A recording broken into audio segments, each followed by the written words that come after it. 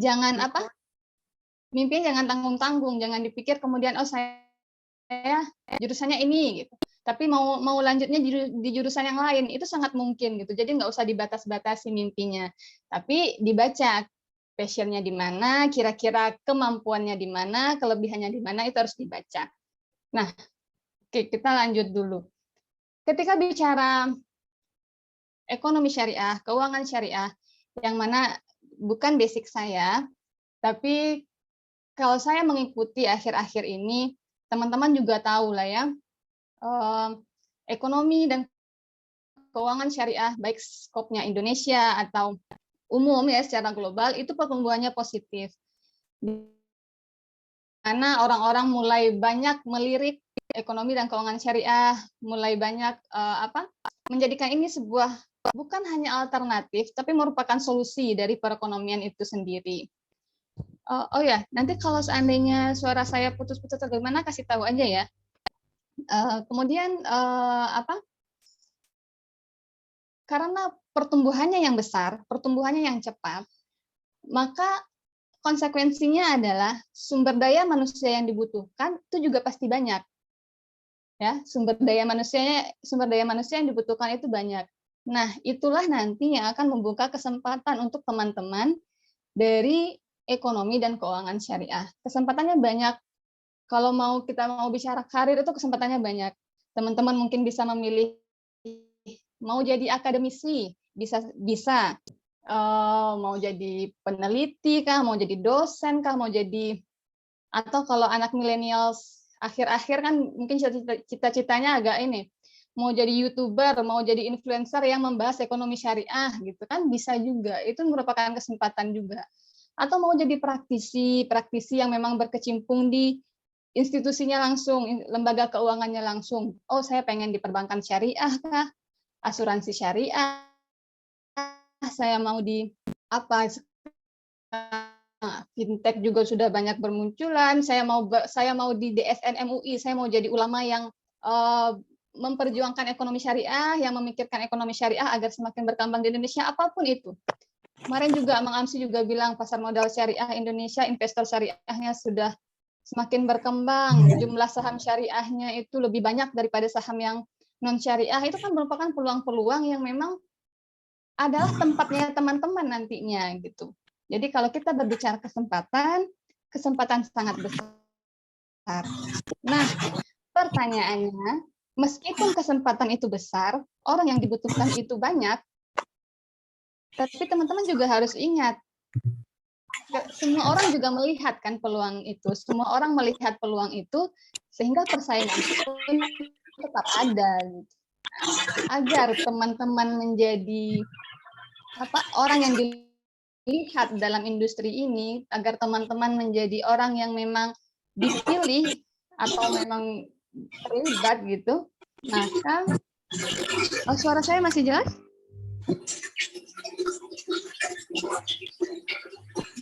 Boleh di-chat aja ya kalau boleh di-chat aja ya kalau suaranya kurang jelas.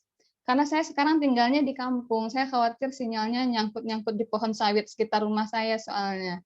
Nah, oke. Terus di mana? Oh ya, kesempatannya besar. Nah, biar teman-teman terlihat, menurut saya salah satu yang bisa teman-teman lakukan itu adalah meningkatkan kompetensi diri. Meningkatkan kompetensi diri macam-macam, banyak sekali. Kita nggak bisa. Saya bukan orang yang bilang pendidikan formal adalah salah satunya cara untuk meningkatkan kompetensi diri, bukan. Banyak cara, teman-teman itu pengalaman yang mengajarkan, sharing dengan orang segala macam itu banyak hal, tapi untuk kali ini kita hanya akan berbicara tentang melanjutkan kuliah atau melanjutkan pendidikan. Oke. Ini sepertinya ya. Nah, sekarang kita akan berbicara sedikit tentang beasiswa. Saya memang dari dulu bisa dibilang merupakan salah satu beasiswa hunter juga, pemburu beasiswa juga setelah saya selesai S1. Bahkan sebelum saya S1 juga dari dulu juga pemburu beasiswa juga. Jadi kalau ngomongin beasiswa, kita berbicara beasiswa, orang-orang mencari beasiswa itu ada banyak alasan sebenarnya. Nggak semata-mata masalah biaya. Walaupun pada saya kasusnya masalah biaya, gitu kan. Karena mimpinya ada, keinginannya banyak, pengen kuliah di sana, pengen kuliah di sini, tapi dananya nggak cukup. Nah, beasiswa menjadi salah satu jawabannya. Karena saya juga secara ekonomi, background keluarga juga bukan keluarga yang berada gitu. Ya berada, ada gitu kan. Tapi bapak ibu saya itu seorang petani, tapi beliau mempunyai mimpi yang besar juga terhadap anak-anaknya. Alhamdulillah dikasih. Yang bisa beliau berikan waktu itu adalah kesempatan. Jadi anaknya mau ini ya sudah diizinkan gitu. Nah begitu juga itu tadi alasan pertama mungkin biaya. Tapi ada juga orang yang mencari beasiswa bukan karena biaya. Banyak kan kita lihat orang yang secara finansial mampu, tapi pada akhirnya memutuskan mencari beasiswa. Kenapa? Mungkin ya, yang saya tangkap, karena saya bukan bagian dari orang itu, mungkin beasiswa ini kan bisa dianggap sebagai sebuah prestasi juga. Jadi kalau teman-teman dapat beasiswa kan nanti juga bisa ditulis tuh di CV-nya merupakan peraih beasiswa ini. Sehingga itu pun menjadi sebuah nilai plus bagi teman-teman ketika mendapatkan beasiswa. Karena yang namanya beasiswa kan diseleksi. Kalau teman-teman lulus seleksi beasiswa berarti ada nilai plusnya, ada value tersendiri yang ditambah dalam diri teman-teman. Itu yang pertama. Itu mengenai beasiswa. Nah, sekarang beasiswa itu udah banyak sekali seperti kata Bapak Dekan tadi, informasi zaman sekarang itu informasi udah di mana-mana. Rasanya sekarang kalau saya ngomongin beasiswa ini syaratnya ini itu nggak perlu. Karena teman-teman bisa cari sendiri, bahkan mungkin lebih banyak pengetahuannya dari saya. Gitu. Karena informasi sudah di mana-mana. Tinggal follow beberapa akun yang sering membahas tentang beasiswa, seperti Santri Mengglobal misalnya kan yang diasuh sama Bapak Kaprodi ini bisa di situ sering sekali mengupdate tentang beasiswa. Teman-teman tinggal pantengin itu aja udah tahu oh di sini ada peluang beasiswa, di sana ada. Tinggal diikuti saja. Secara umum saya ulas sedikit aja LPDP. Ya, teman-teman udah tahu lah ya LPDP, Lembaga Pengelola Dana Pendidikan di bawah Kementerian Keuangan dan beberapa kementerian lainnya. Nah, ini bisa dibilang termasuk beasiswa yang paling dikejar lah kalau untuk masyarakat Indonesia, memberikan beasiswa untuk dalam dan luar negeri. Nah, kenapa LPDP ini digemari? Yaitu peluangnya besar, jadi dia tidak membatasi. Walaupun yang saya tahu akhir-akhir ini agak difilter sedikit perguruan tingginya, nggak seperti awal-awal dulu. Kalau awal-awal dulu kayaknya di mana aja, pokoknya teman-teman udah diterima di kampus itu, kayak kampus mana aja lah pilihannya lebih luas. Tapi sekarang kayaknya agak dipilih. Cuma saya nggak ngikuti sih seperti apa filternya. Mungkin nanti Handika bisa jelasin juga, Handika LPDP ya. Nah, untuk LPDP ini orang-orang karena pilihannya itu lebih luas. Kemudian living cost-nya, dan ada untuk keluarga juga. Jadi kalau teman-teman bawa keluarga itu, ini informasi yang masih saya terima, mudah-mudahan masih update ya. Itu ada living allowance juga buat keluarga dan segala macam. Itu untuk LPDP. Jadi teman-teman bisa pilih. Ini jenis beasiswa LPDP ini kita dapat beasiswanya, kita cari sendiri kampusnya gitu. Jadi bukan LPDP nentuin kampusnya, bukan kan. Jadi kita cari sendiri. Oh saya pengen di kampus yang ini gitu. Ya udah, bisa dengan mendaftar dulu di kampusnya bisa, atau di LPDP-nya dulu bisa. Itu masalah teknisnya nanti. Kemudian ada program 5.000 dokter. Ini yang dari Indonesia dulu kita lihat ya. 5.000 dokter ini dari Kementerian Agama. Nama program besarnya 5.000 dokter, tapi dia juga punya program-program untuk beasiswa S2 gitu. Nanti bisa dicek lagi karena sepertinya tahun kemarin saya nggak dengar kabarnya, tapi ada banyak lagi kok beasiswa-beasiswa yang lain. Tahun kemarin saya nggak dengar kabarnya, dan saya tidak ngikutin entah diberhentikan dulu atau kayak mana, nanti kita lihat perkembangan beritanya. Itu yang dari Indonesia. Kemudian ada beasiswa AAS dari Australia. Jadi ini yang saya tulis di sini sebagian besar sudah saya coba, dan tentunya saya cuma berhasil satu, berarti rata-rata saya gagal di yang lain ya. Jadi kayak Australia Award ini saya juga pernah coba, tapi saya juga gagal di situ. Tapi teman-teman boleh coba, ini termasuk besar sebenarnya peluangnya. Kampus-kampus di Australia. Mungkin ada yang bertanya, ngapain gitu kuliah ekonomi syariah di Australia? Itu sebenarnya bisa aja sih peluang itu. Misalnya teman-teman ambil fakultas ekonomi, mau ngambil riset misalnya. Kemudian risetnya itu nanti difokuskan ke ekonomi syariah. Bisa seperti itu. Atau ngambil hukum. Kalau ini contohnya suami saya yang ini, dia ngambil hukum di Australia, tapi risetnya mengkhususkan ke fokusnya ke ekonomi syariah. Jadi itu kan masuk juga gitu, sehingga riset-riset yang dilakukan adalah riset terkait ekonomi syariah. Kemudian ada Stunet. Stunet ini gimana ya? Bacanya Stunet atau gimana nih? Stunet dari Belanda.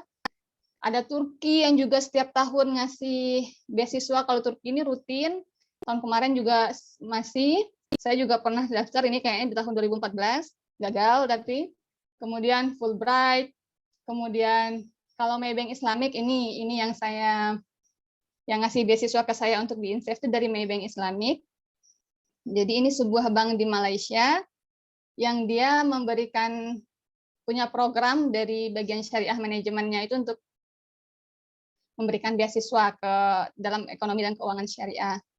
Cuman setelah saya lulus kemarin sempat berhenti juga 1 atau 2 tahun, mungkin evaluasi, kemudian ini dibuka lagi dengan pilihan beberapa kampus. Kemudian ada chevening dan segala macam. Itu gambaran beasiswanya ya. Teman-teman bisa cari lebih lanjut. Kemudian tentang institusi yang menawarkan studi ekonomi Islam. Nah, ini INSEF. Mungkin saya akan cepat aja, dan karena saya lebih suka ditanya jawab, saya takutnya apa yang saya sampaikan bukan yang teman-teman butuhkan gitu. Jadi saya cepat aja. INSEF ini adalah kampus saya S2. Dia memang bergeraknya di keuangan Islam. Dia kampus yang didirikan oleh Bank Negara Malaysia.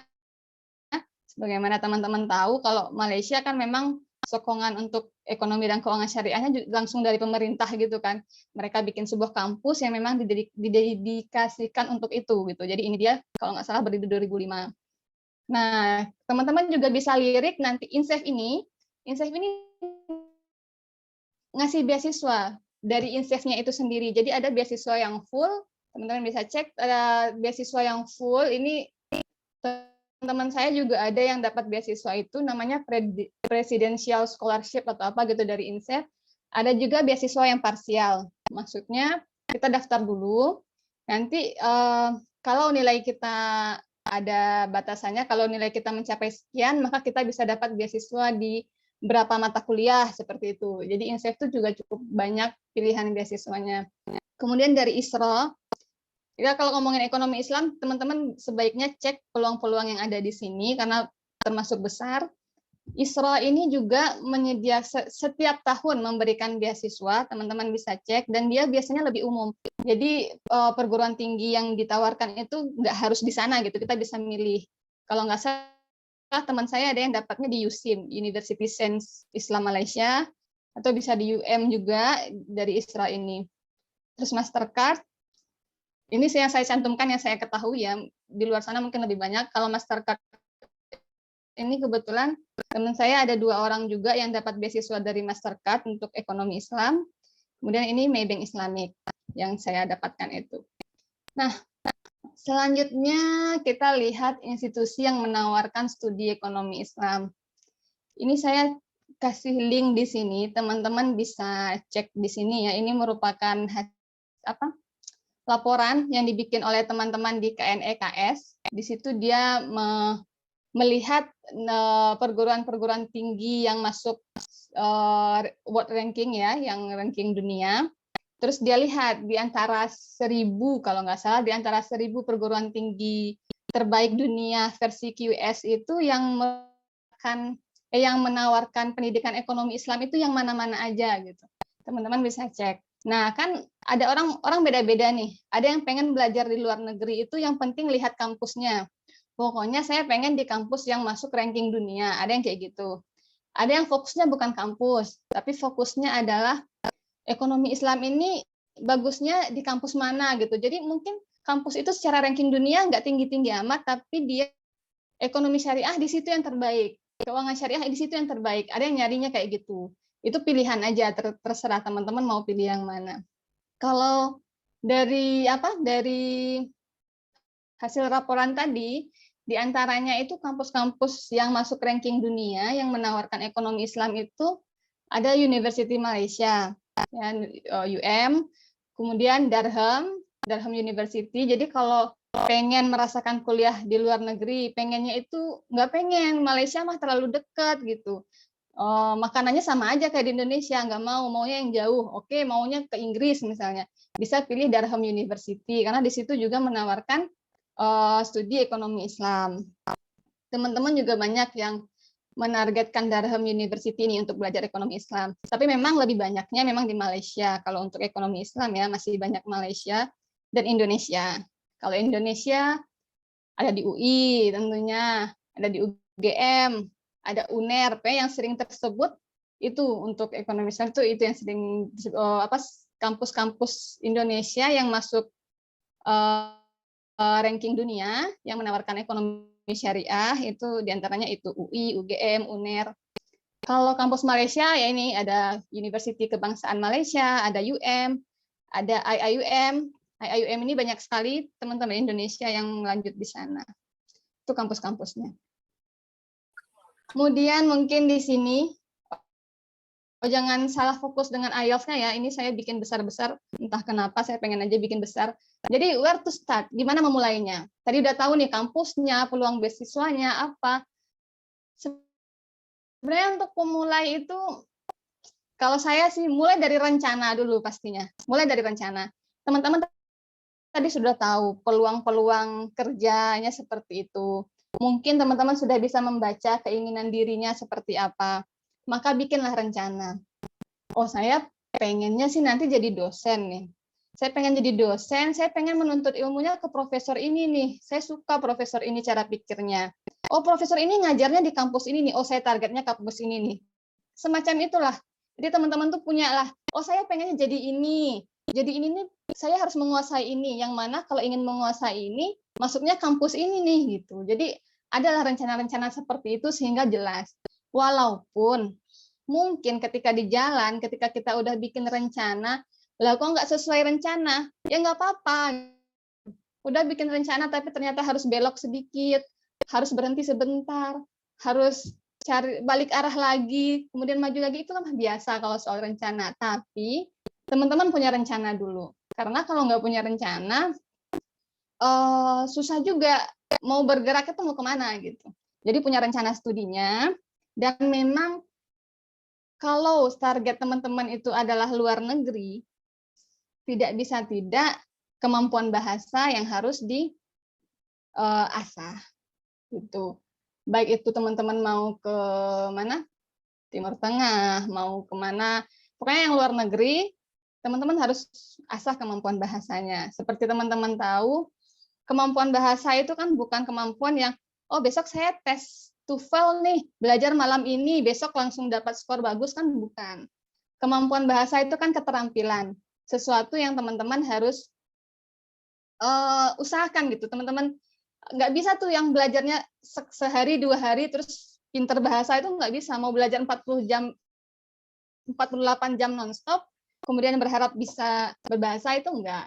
Gitu kan? Kita selancar ini bahasa Indonesia kan karena dari kecil bicara bahasa Indonesia. Gitu.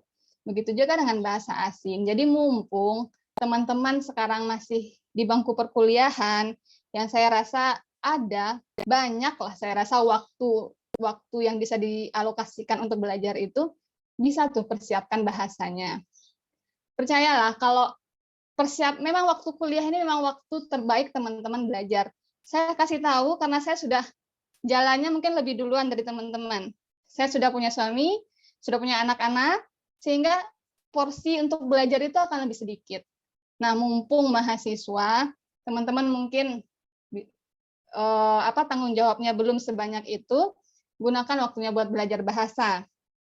Karena nggak cuma untuk luar negeri sih, beasiswa dalam negeri pun TOEFL juga jadi syarat, IELTS mungkin nggak ya, pokoknya kemampuan bahasa itu jadi syarat gitu.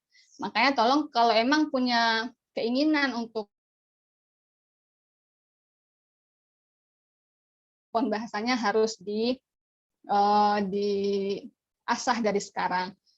Terus satu lagi yang harus teman-teman perhatikan masalah waktu, gitu ya. Karena ini seringnya tuh beasiswa itu padahal udah jelas loh.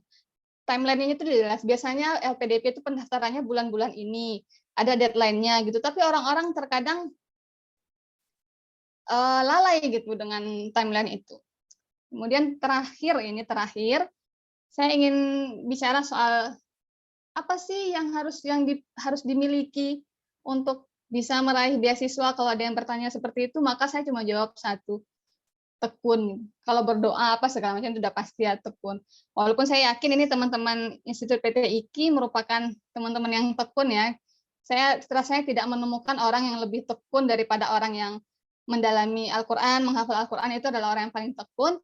Nah, teman-teman udah punya modal itu, bisa dipakai ke sini gitu, mengejar beasiswa. Dilihat dari gambar ini, kita tidak pernah tahu sedekat apa atau sejauh apa keberhasilan itu dengan kita. Jadi jangan berhenti. Gagal sekali, 2 kali, 3 kali, 4 kali, mau gagal berapa kali pun terserah. Kita hanya butuh 1 kali keberhasilan. Teman-teman cuma butuh 1 kali. Jadi ketika gagal, coba terus gitu. Karena kalau teman-teman lihat orang-orang yang mungkin sekarang berhasil, mungkin sekarang mendapatkan beasiswa, teman-teman nggak tahu loh di belakang itu mereka gagal berapa kali gitu, nggak tahu. Mereka malamnya itu tidur jam berapa belajar bahas soal bahasa itu kan nggak tahu. Jadi udah, karena menurut saya meraih beasiswa itu bukan masalah pertandingan kita dengan orang lain, tapi pertandingan kita dengan diri kita sendiri. Kita mengalahkan kemalasan kita mengalahkan rasa ketidakbisaan kita, rasa ketidakmampuan kita. Disitulah kita bertarung dengan diri kita sendiri. Sehingga ketekunan menurut saya merupakan hal yang wajib ada, persistensi katanya ya, itu hal yang wajib teman-teman miliki untuk meraih dalam perjalanan meraih beasiswa. Oke, saya rasa itu saja dari saya. Saya yakin banyak hal yang mungkin belum tersampaikan, tapi itu dulu. Semoga nanti apa yang disampaikan bermanfaat. Semoga bisa kita bahas lebih lanjut nanti di sesi tanya jawab. Mohon maaf atas kesalahan. Assalamualaikum warahmatullahi wabarakatuh.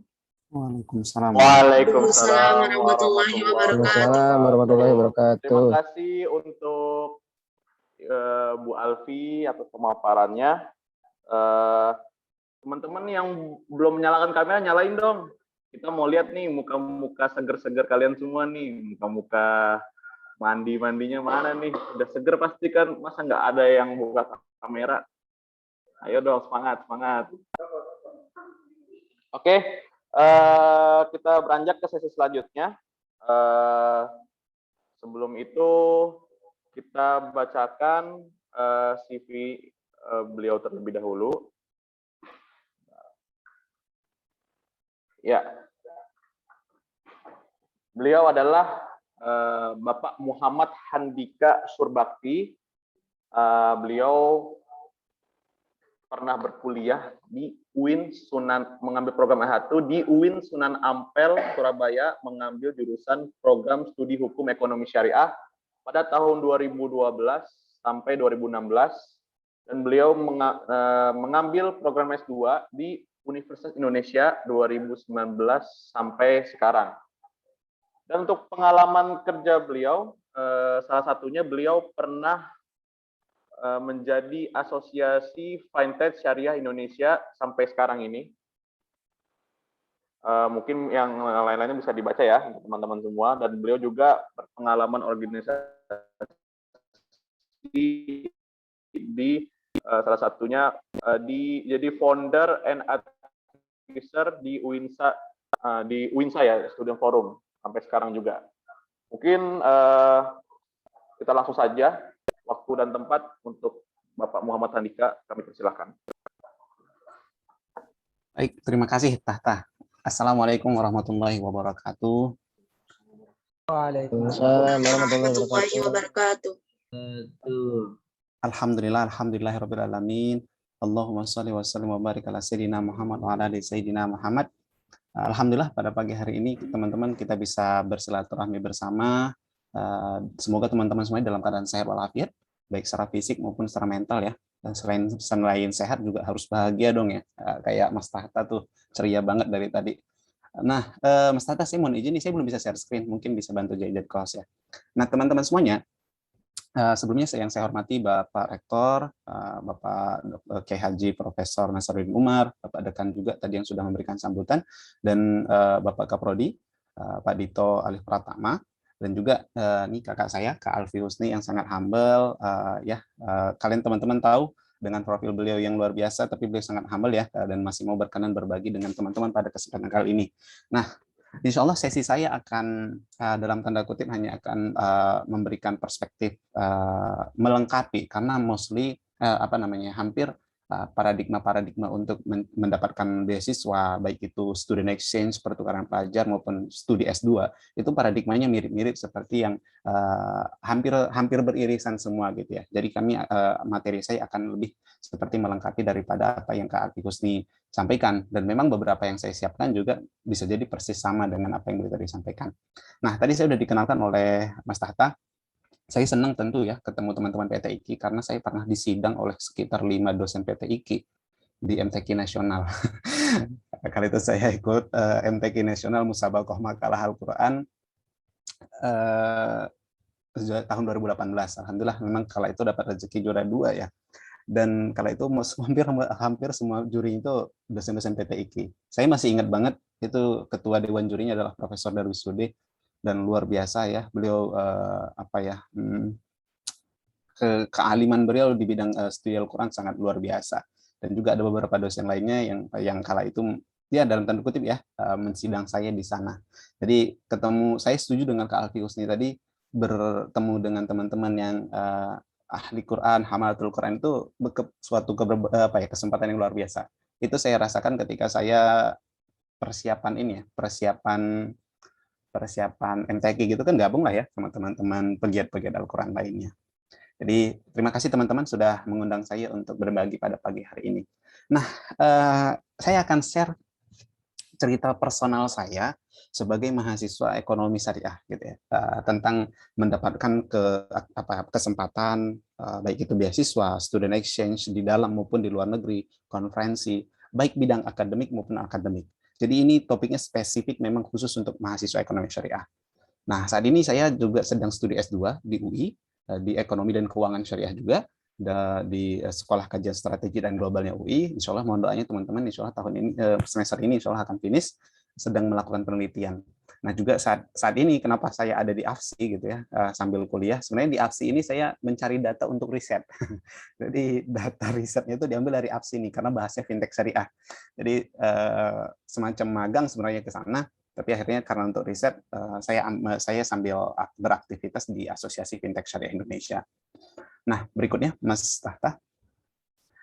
Tadi teman-teman mungkin bisa lihat sekilas ya profil saya ya. Hampir sebenarnya aktivitas saya itu kebanyakan non-akademik.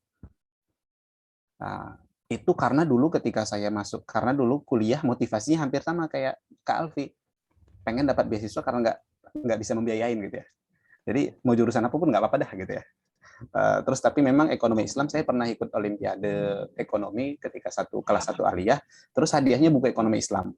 Jadi ketika ada pilihan hukum ekonomi syariah untuk dapat beasiswa di UIN Surabaya bareng Kak Alfi, saya ambil itu gitu. 1 tahun pertama saya nggak menikmati jurusan saya sebagai mahasiswa ekonomi syariah.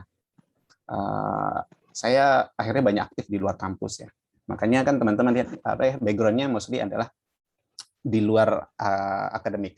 Tapi di pertengahan jalan saya akhirnya mau nggak mau harus menekuni akademik saya dong gitu ya. Jadi akhirnya akademiknya tetap dimiliki, tetapi non akademik juga tetap gitu ya. Jadi dua-duanya mungkin nggak bisa dibilang balance, tapi memang energi saya dihabiskan untuk kedua aspek ini. Satu di bidang kepemudaan dan satunya tentang ekonomi Islam gitu ya. Jadi ini background saya sekilas teman-teman. Saya senang bahas isu-isu kepemudaan. Passion banget di bidang learning and development. Saya menjadi mentor di beberapa kegiatan nih, termasuk di LPDP. Alhamdulillah di LPDP ini di Mata Garuda ini adalah organisasi penerima beasiswa LPDP. Saya menjadi leader untuk program mentoring beasiswa LPDP ya. Jadi teman-teman yang penasaran tentang beasiswa LPDP, update terbaru terkait kebijakan, nah itu bisa banget nih tanya-tanya sama saya, baik bisa lewat WhatsApp maupun lewat Instagram saya. Alhamdulillah di tahun ini kita bisa meluluskan hampir 20-an ya, dari 40-an yang daftar itu 20 lebih itu lulus ya beasiswa LPDP di dalam dan luar negeri. Nah, itu teman-teman sekilas tentang background saya. Berikutnya. Nah, karena tadi bahas student exchange, saya izinkan saya tahadus binikmah. Karena ketika saya S1 di masa teman-teman, nah saya suka jalan-jalan dalam tanda kutip ya. Tapi karena background saya juga mirip sama kayak Kak Alfi ya, kedua orang tua saya juga dalam tanda kutip orang yang sederhana, dalam artian keduanya juga berprofesi sebagai petani.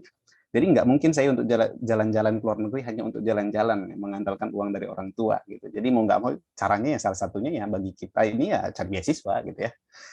Cari kesempatan gitu ya. Jadi memang selama saya studi S1 sebagai mahasiswa hukum ekonomi syariah, saya berkesempatan beberapa kali ke luar negeri, baik itu untuk melakukan studi exchange, konferensi, workshop dan seterusnya. Beberapa negara itu yang sudah dikunjungi ya, Malaysia, Singapura, India, Qatar, Turki, dan juga Australia. Itu teman-teman. Ini sekilas ya, ini sebagai penyemangat lah untuk teman-teman, walaupun 1 tahun terakhir ini memang kegiatan aktivitas kepemudaan ke luar negeri itu terbatas ya, karena pandemi. Oke, berikutnya. Jadi hari ini saya akan share 3 hal ini saja. Pertama, saya akan refresh kembali kenapa ekonomi syariah. Kenapa teman-teman? Semoga teman-teman di sini nggak merasa salah jurusan. Karena konon katanya ada riset bahwa hampir 80% mahasiswa Indonesia itu merasa salah jurusan. Gitu ya. Jadi teman-teman jangan bagaimana biar bertambah keyakinannya gitu ya, bahwa saya ini berada di jurusan yang tepat, gitu, kira-kira gitu. Kalaupun enggak, kira-kira jalan keluarnya gimana? Yang kedua adalah bagaimana ekonomi syariah itu bisa membuka peluang mendunia dalam tanda kutip ya. Dan yang ketiga adalah apa yang perlu dipersiapkan. Oke, berikutnya. Pertama teman-teman, ekonomi syariah itu universal. Ketika di universal bisa diterima oleh selagi kita bisa mengartikulasikannya dengan baik, dia bisa diterima oleh siapapun gitu ya. Dan ketika itu universal, maka kesempatannya juga sama seperti yang lain, nggak terbatas gitu loh. Ketika ada orang FEB UI punya kesempatan untuk ikut konferensi di suatu konferensi internasional yang bergengsi, mahasiswa ekonomi syariah juga punya kesempatan yang sama gitu ya. Jadi nggak ada ekonomi syariah itu universal. Universalnya ekonomi Islam inilah yang menjadi salah satu value yang paling membedakan value yang membuat ekonomi Islam itu tetap bisa eksis gitu ya. Jadi karena ini universal, tentu kesempatannya juga universal ya. Tetap sama yang lain. Jadi jangan minder sebagai mahasiswa ekonomi syariah gitu ya. Nah, tapi memang ada syarat-syaratnya ya agar kita bisa tetap setara dalam tanda kutip. Nah, kalau memang kajiannya belum terlalu ramai, ya maklum saja secara teori ekonomi Islam itu baru lahir berapa tahun terakhir sih gitu ya. Di Indonesia undang-undangnya aja baru mulai tahun 98 gitu ya. Undang-undang ekonomi syariah kita belum punya dan seterusnya. Jadi kita memang kalau ya karena ini teman-teman PTIK keluarlah sedikit istilah-istilah fikih ya, la yudroku kulluh la yudroku kulluh gitu ya. Tapi memang kita bertahap untuk ke sana. Tapi universalnya ekonomi Islam itu menjadi sesuatu yang membuat kita punya value gitu ya. Itu saya rasakan ya ketika kita kenalan dengan orang gitu ya. Nah, saya pernah kayaknya ikut suatu acara terus ketemu sama teman-teman dari Jepang, dari Korea. Kamu kuliahnya apa? Ekonomi syariah gitu ya. Nah, ada ya ekonomi Islam. Tentu kita biasanya sih bilangnya ekonomi Islamnya. Ada ya ekonomi Islam. Ada kesempatan tuh untuk menjelaskan. Dan mereka amazed gitu ya terhadap konsep-konsep sederhana yang kita tawarkan. Itu yang pertama. Dan yang kedua, next. Tren ekonomi syariah nasional dan global terus bertumbuh. Nah, tadi Kak Alfi juga ada sempat singgung kan bahwa trennya itu tumbuh terus. Indonesia terutama negara yang sangat menseriusi bidang ini. Tapi di tingkat global juga. Makanya konsekuensinya adalah karena tren ini tumbuh, apalagi sekarang fintech syariah juga mulai tumbuh ya, saya sekarang kerja di fintech dan seterusnya. Ini kayak tren yang bertumbuh terus ini membuat ekonomi Islam itu menjadi hits gitu ya. Makanya kalau teman-teman riset di perguruan tinggi keagamaan Islam negeri, jurusan yang paling dicari dari sektor keagamaan itu ya ekonomi syariah, baru bawahnya hukum ekonomi syariah tuh.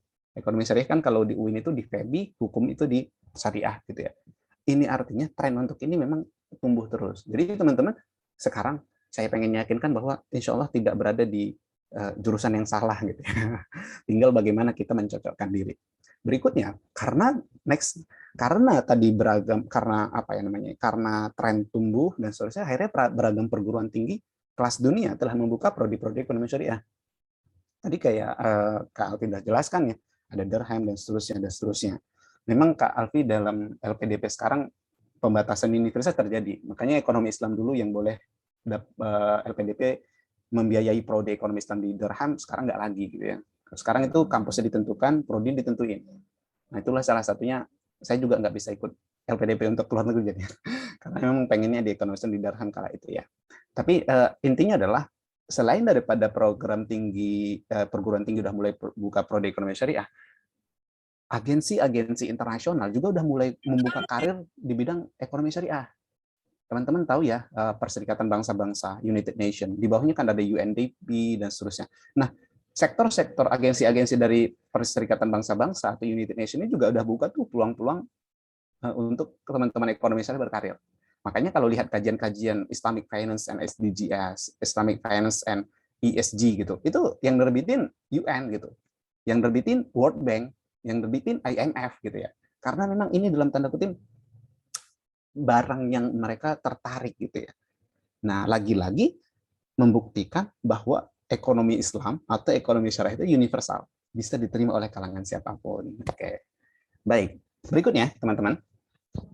Tentu konsekuensinya adalah akhirnya beragam peluang dan kesempatan terbuka untuk mahasiswa ekonomi syariah.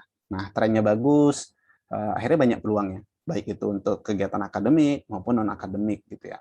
Bahkan kampus-kampus yang belum ada prodi ekonomi Islamnya pun sudah mulai membuat konferensi-konferensi, short course untuk ekonomi Islam atau ekonomi syariah gitu ya. Salah satunya tuh kampus University of Turin di Italia. Itu tiap tahun tuh punya acara untuk ini, untuk teman-teman ekonomi syariah gitu. Dan itu apa ya namanya ya? Dan juga ada kampus bisnis, salah satu kampus bisnis terbaik di dunia di Spanyol. Saya nggak tahu cara nyebutnya gimana, tapi logonya itu IE University gitu ya. Nah ini juga punya pusat studi ekonomi Islam gitu ya, bekerja sama dengan Saudi. Artinya dunia itu sekarang memang melihat salah satu ada barang baru nih gitu bagi mereka dan mereka tertarik gitu ya. Ketika ditarik, konsep-konsep yang ditawarkan adalah universal gitu ya. Lebih canggihnya lagi ekonomi Islam itu secara paralel dia apa ya berkorelasi dengan tujuan pembangunan berkelanjutan dan seterusnya sih. Jadi itu isu yang sangat menarik saat ini. Oke, berikutnya. Nah, sekarang peluangnya udah muncul. Ini beberapa ragam kegiatan internasional untuk mahasiswa ekonomi syariah. Tentu ada short course ya. Short course ini tentu kursus pendek yang sifatnya akademik lah tentu ya. Namanya short course ya. Mungkin ada short course isu-isu tertentu. Dalam selama pandemi ini teman-teman, alhamdulillah saya ikut 2 short course ya. 2 short course dan short course itu bisa ditransfer ditransfer kreditnya atau ditransfer nilainya ke ijazah saya nanti gitu ya. Salah satunya saya ikut winter course dari IPB tahun lalu itu tentang Islamic Social Finance dan tahun ini tentang fintech gitu ya di UNS dan Hamad bin Khalifa University. Jadi short course ini semacam kursus pendek. Sebenarnya ini kesempatan yang sangat bagus ya. Jadi kita punya kesempatan untuk belajar daripada ahli dalam durasi waktu yang pendek untuk isu yang spesifik. Saya rekomendasiin beberapa tempat yang rutin mengadakan short course adalah satu kalau dalam negeri itu adalah UI. UI itu ada tiap tahun ada hampir short course ada ya. Termasuk kemarin baru buka lagi tentang halal industri. Tapi untuk anak teman-teman S1.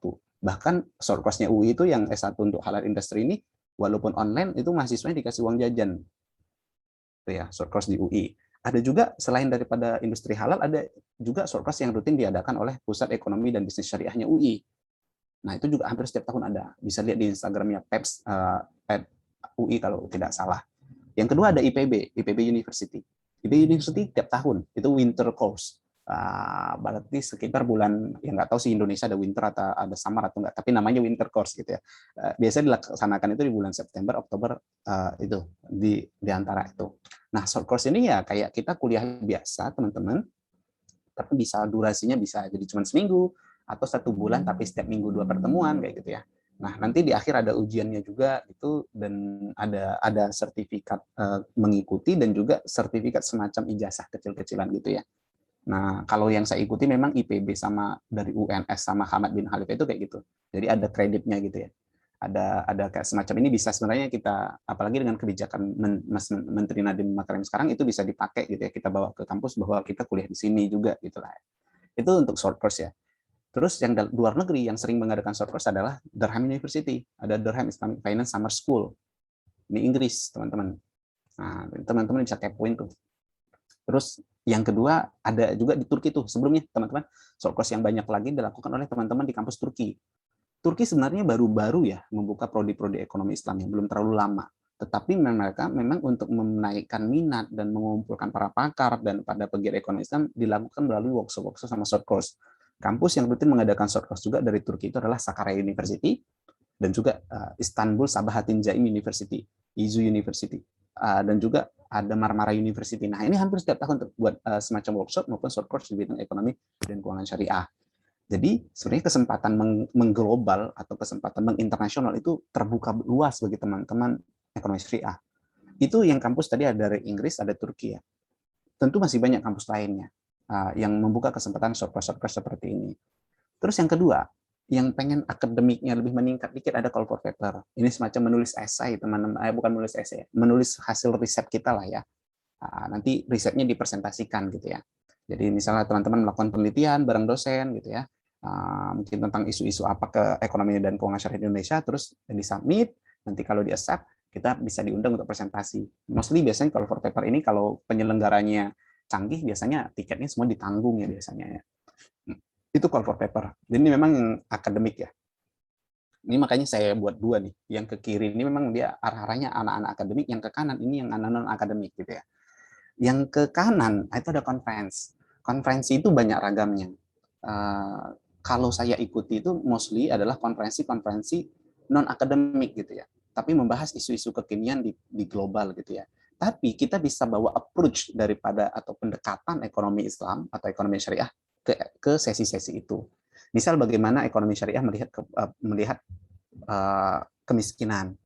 Apa ya tawaran keuangan syariah terhadap apa namanya ya, terhadap ini misalnya zero hunger, apa ya, tidak ada kelaparan lagi di dunia gitu ya. Apa tahu? Nah, itu sebenarnya isu-isu yang bisa kita bawa ke konferensi tanpa harus mengkaji secara akademis terlalu dalam gitu ya. Nah, bisa kita lihat nih, kita studi kasus misal, studi kasus bagaimana zakat itu dimanfaatkan dalam menanggulangi pandemi. Nah, itu teman-teman kan itu menarik tuh ya. Gimana sih bagaimana zakat itu berperan dalam memitigasi dampak pandemi COVID gitu ya. Bisa kita studi kasus di Basnas atau di mungkin salah satu program yang kemarin agak yang saya lihat ya bagus selain Basnas adalah ada Lajismu. Nah, itu programnya apa ya? Apalagi Lajismu dikorelasikan dengan SDGs gitu ya. Nah, jadi teman-teman konferensi itu ada konferensi-konferensi yang non akademik ini biasanya bahas isu-isu yang global, tetapi kita bisa bawa pendekatan kita sebagai mahasiswa ekonomi syariah ketika berbicara di sana, ketika ikut di sana gitu. Dan yang terakhir adalah kompetisi. Nah, kompetisi ini beragam banyak caranya. Memang bagi mahasiswa sebenarnya saya saranin banyak ikut kompetisi ya.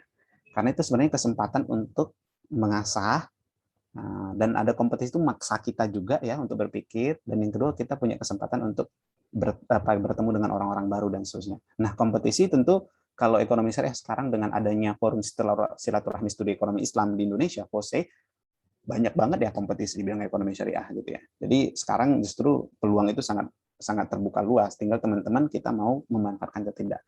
Nah, kompetisi banyak di tingkat nasional maupun tingkat internasional, baik daripada baik itu lomba nulis sampai lomba ide-ide bisnis, bahkan lomba startup syariah.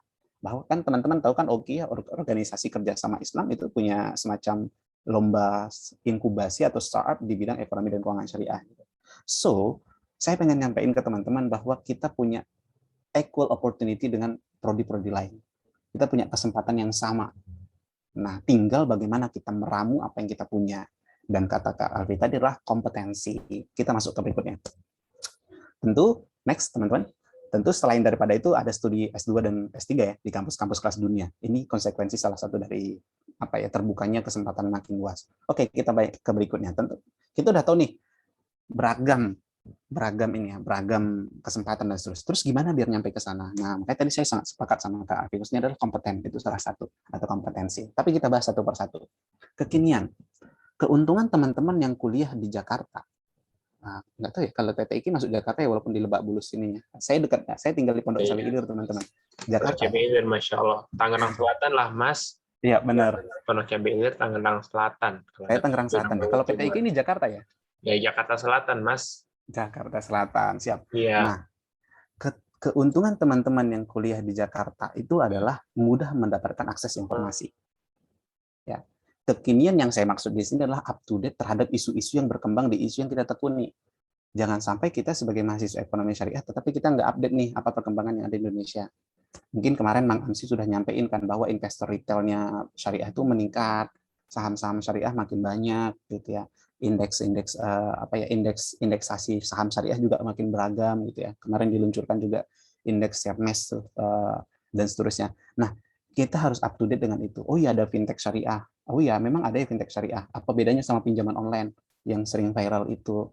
Nah, teman-teman, kalau luangkan waktunya sedikit saja membaca tentang fintech syariah, langsung ketemu tuh bedanya kenapa fintech syariah, apa beda fintech syariah sama pinjol gitu. Kalau pinjol tuh banyak membiayai pembiayaan konsumtif gitu ya. Ya nggak nanya background orang, yang penting submit data terus cair gitu ya. Sedangkan kalau fintech syariah itu digunakan untuk biaya-biaya pembiayaan produktif gitu, membiayai modal usaha dan seterusnya. Memang ada juga sih yang fintech yang syariah yang konsumtif ya, tetapi nggak semasif di fintech konvensional gitu.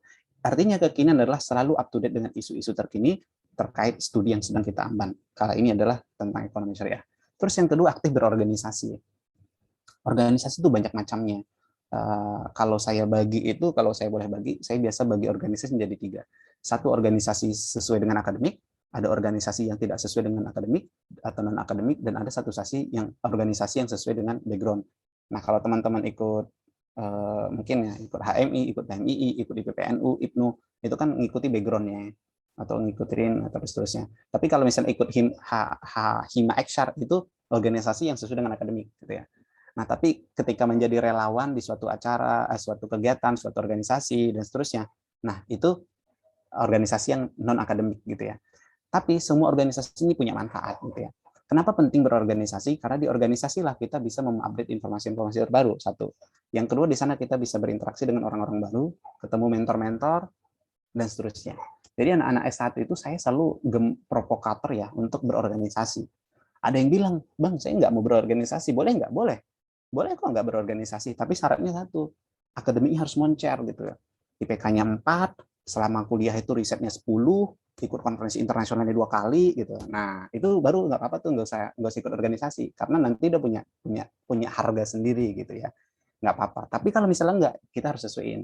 Nah, kayak saya nih, yang akademiknya nggak moncer-moncer banget, mau nggak mau saya harus punya nilai jual lain, yaitu aktif berorganisasi.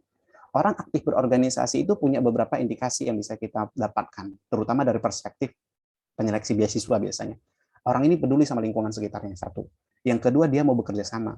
Yang ketiga, dia punya keinginan untuk menjadi seorang pemimpin. Nah, gitu ya. Kalau beasiswa itu kan biasanya memiliki jiwa kepemimpinan. Apa sih maksudnya? Itu ya anak muda masih kuliah, ya mengasah kepemimpinan di organisasi. Kan nggak mimpin partai ya. Nah, itu ya, teman-teman. Baru yang ketiga, akademik. Akademik jangan lupa, ya memang IPK itu penting nggak sih? Ya penting. Siapa bilang IPK nggak penting? Uang beasiswa ada syarat minimal IPK, walaupun nggak tinggi-tinggi banget gitu ya. Tapi intinya akademik itu harus punya. Kekuatan akademik, ngukurnya nggak cuma IPK. Dulu memang orang ngukur akademik itu IPK. Tapi sekarang ngukur keakademikan seseorang itu tidak hanya IPK.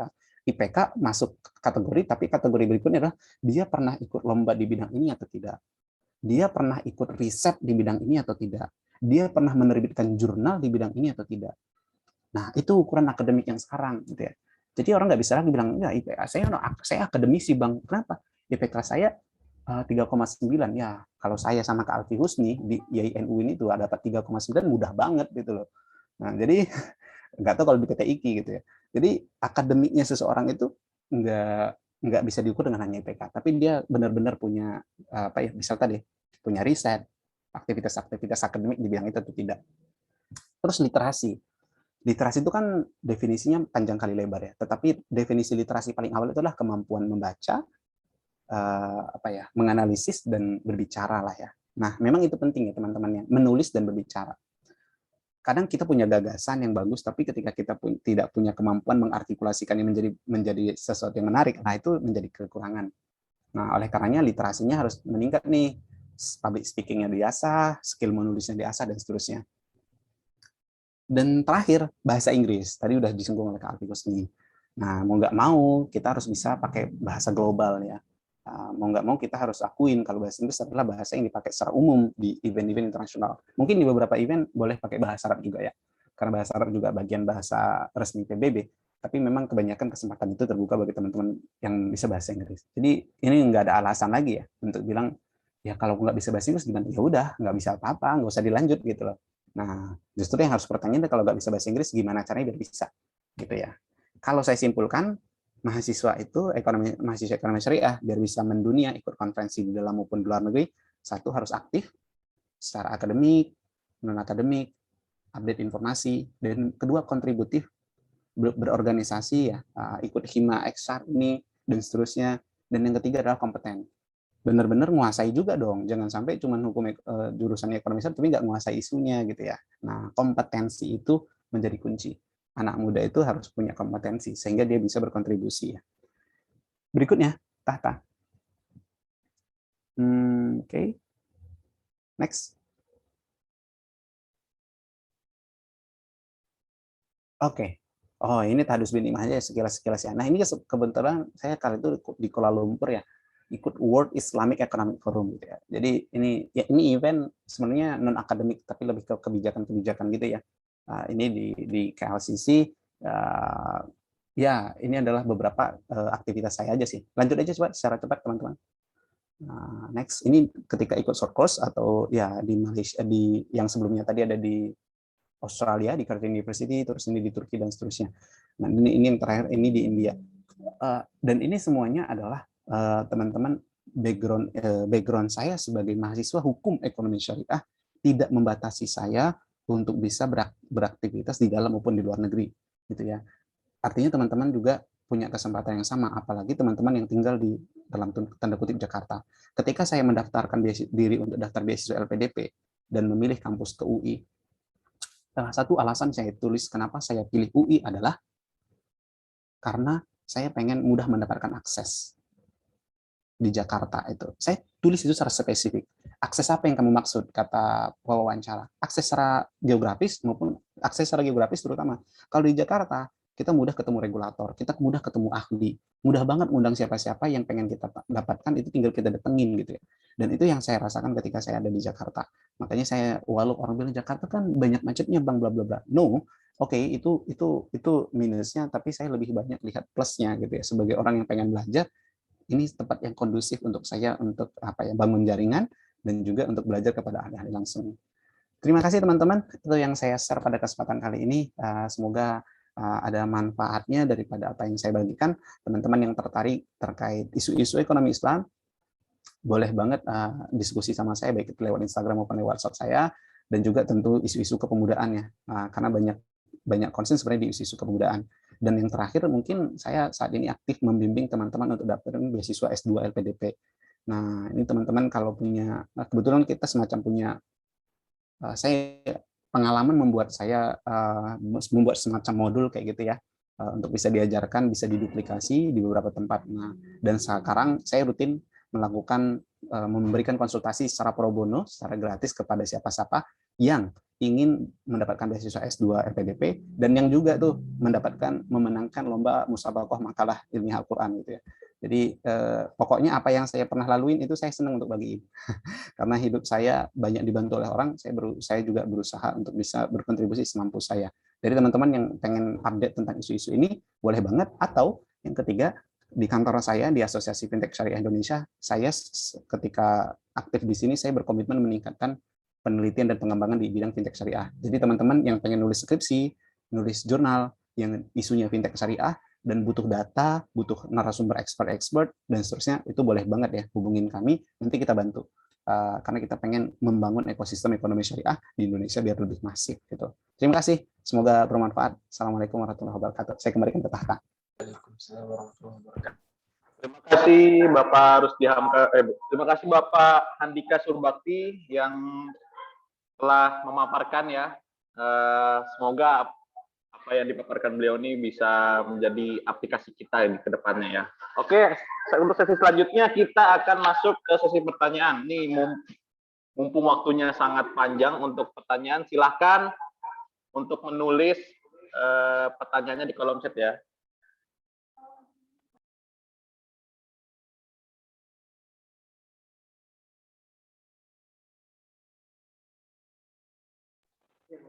Mungkin juga ada yang mau ngomong langsung, silakan.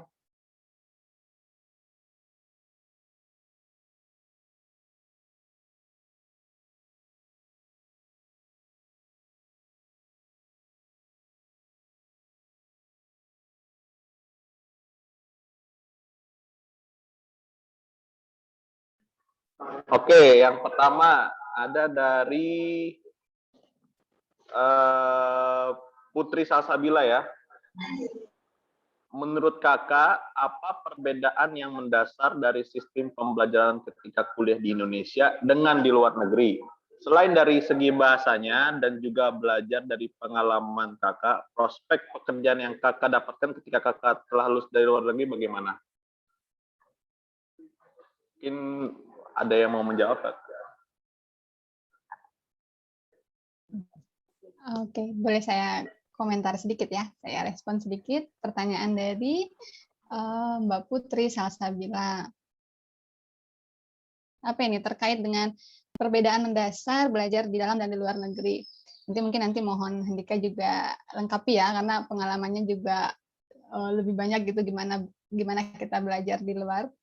Kalau yang saya rasakan, mungkin saya bukan tipikal orang yang bilang bahwa belajar di luar negeri itu lebih baik dari belajar dalam negeri, bukan. Itu semua tergantung ke diri masing-masing bagaimana kita memanfaatkan kesempatan yang kita punya. Ketika kita punya kesempatan di dalam negeri, kemudian kita memanfaatkan atau mengerahkan semua yang kita punya, tidak menutup kemungkinan hasil yang kita capai itu lebih baik daripada yang belajar di luar negeri tapi tidak sanggup mengerahkan apa yang dia punya gitu. Artinya lalai gitu. Jadi saya tidak pernah bilang luar negeri lebih baik dari bukan. Tapi yang saya rasakan kalau pertanyaannya adalah apa perbedaan, saya bisa bilang kalau yang bagi saya pribadi atmosfernya berbeda. Karena begini, di luar negeri kita bertemu dengan teman-teman yang dari belahan dunia lain juga gitu kan. Yang saya rasakan, coba kita bawa ke diri kita sendiri dulu.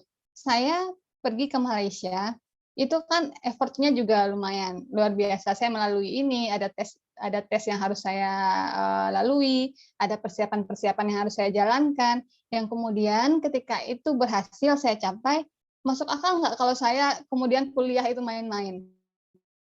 Kan nggak masuk akal gitu. Masa udah diusahakan sedemikian rupa, terus udah masuk sana kok malah main-main, itu kan nggak masuk akal. Nah, sehingga dalam diri karena ada rasa seperti itu, aduh saya udah susah-susah nih buat sampai sini, masa mau saya sia-siakan? Nah, perasaan itu yang membuat bagi saya semangat belajarnya itu semakin keluar.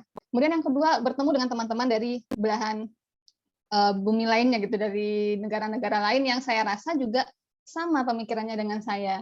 Mereka berangkat dari negara mereka juga bukan perjuangan yang mudah kan, sehingga mereka pun ketika sampai di kampus itu belajarnya juga sungguh-sungguh, sehingga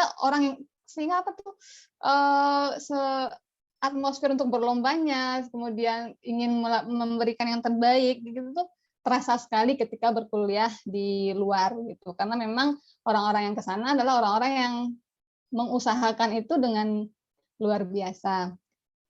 Kemudian kalau ini sih saya sharing ini hasil dari diskusi saya dengan suami juga, yang kebetulan beliau S2-nya di Melbourne.